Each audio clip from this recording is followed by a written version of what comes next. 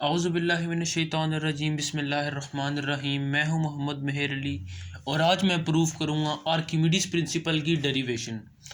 इस डेरिवेशन को प्रूव करने के लिए सबसे पहले आपने दो तीन चीज़ें कंसिडर करनी है। सबसे पहले एक बीकर है फुल ऑफ वाटर, उस बीकर के अंदर एक सॉलिड सिलेंडर है, उसमें अंदर आप कंप्लीटली इमर्स्ड है वाटर के अंदर, जिसका एरिया ए है और जो हाइट, जो सिलेंडर की टॉप से जो हाइट है उसको हमने नाम दिया H1 का, और टोटल नीचे तक हाइट है उसको हमने दिया है नाम H2 का, और जितनी हाइट सिलेंडर की है उसको हमने नाम दिया है H का। याद रखिएगा, ऊपर वाली हाइट को H1, टोटल हाइट को H2, और ये जो इसकी सिलेंडर की अपनी हाइट को हमने नाम दिया है H का। तो प्रेशर ऑफ लिक्विड में हमने ये बात पढ़ी थी कि लिक्विड में प्रेशर डेप्थ के साथ साथ इंक्रीज़ करता जाता है। अगर मैं आपसे पूछूं कि इस पॉइंट पे प्रेशर क्या होगा तो वो H1 से रिलेट करेगा, और अगर मैं आपसे पूछूं इस टाइम इस पॉइंट पे क्या होगा तो वो H2 से रिलेट करेगा।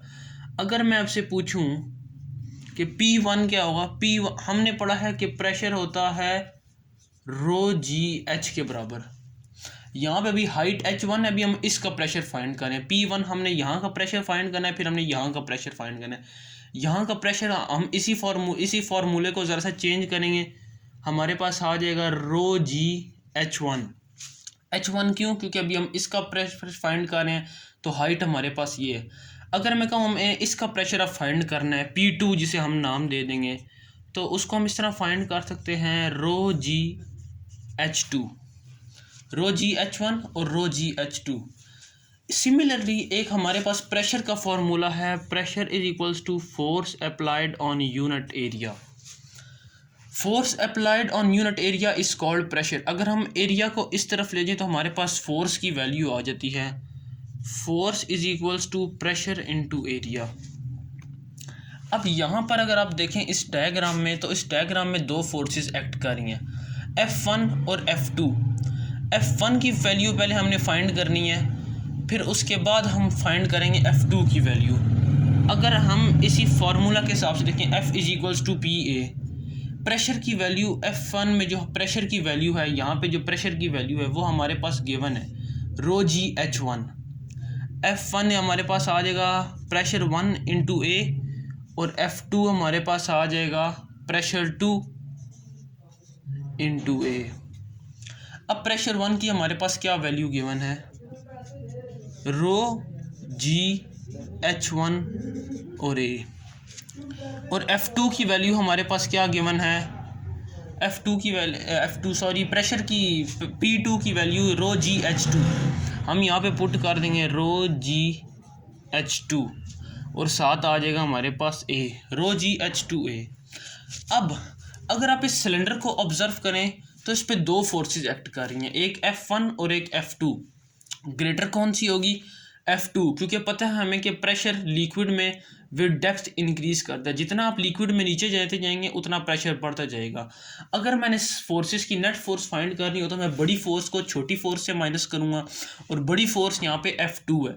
अगर हम नेट फोर्स फाइंड करें तो वो हमारे पास आ जाएगी F2 माइनस F1, क्योंकि F2 बड़ी फोर्स है। F2 की अगर मैं वैल्यू अगर मैं इन आपके फार्मूला में इनकी वैल्यू पुट करूं, रो जी F2 की वैल्यू है H2A माइनस F1 की वैल्यू क्या है, रो जी H1A, रो जी H1A। अब यहाँ पे इन दोनों टर्म्स में कॉमन क्या चीज़ है, जो चीज़ कॉमन है वो है रो जी और ए, ये दो कॉमन है, ये दो, और एरिया कॉमन है, और हाइट दोनों की डिफरेंट है, इसीलिए हम यहाँ पे लिख देंगे H2 माइनस H1। यहाँ तक हमारी बात बिल्कुल क्लियर कट आपको समझ आ जानी चाहिए, क्योंकि यहाँ पे अभी तक कोई लंबी चौड़ी साइंस नहीं है इस्तेमाल हुई। मैं आपको फिर यहाँ से बताता हूँ, F1 हमारे पास आ गया था P1A के, और F2 आ गया था P2A के इस फार्मूला के साथ।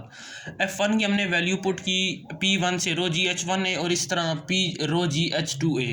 नेट फोर्स में हमने F2 माइनस F1 की, और ये हमारे पास बन गई, इसमें हमने कॉमन लिया तो हमारे पास ये आ गया। अब अगर आप यहाँ पे देखें, यहाँ पे H2 minus H1, total height minus upper वाली हाइट को अगर हम माइनस करें, सब्ट्रैक्ट करें, तो हमारे पास इस सिलेंडर की हाइट आ जाती है जो कि H के बराबर है। इससे हम ये बात कह सकते हैं कि रो जी ए H2 माइनस H1 हमारे पास आ जाएगा H के इक्वल।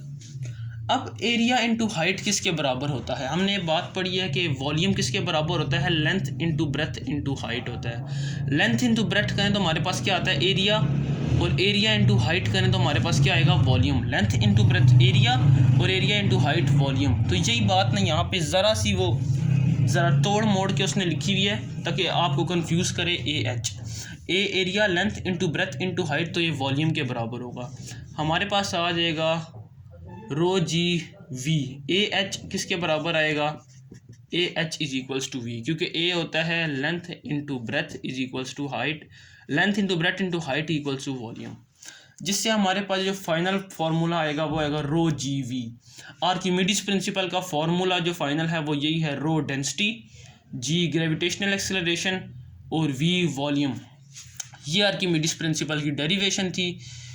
बहुत शुक्रिया। अगर आपको इस डेरिवेशन में कोई भी पॉइंट समझ नहीं आया तो आप कमेंट करें, मैं कमेंट में आपको एक्सप्लेन करने की कोशिश करूँगा।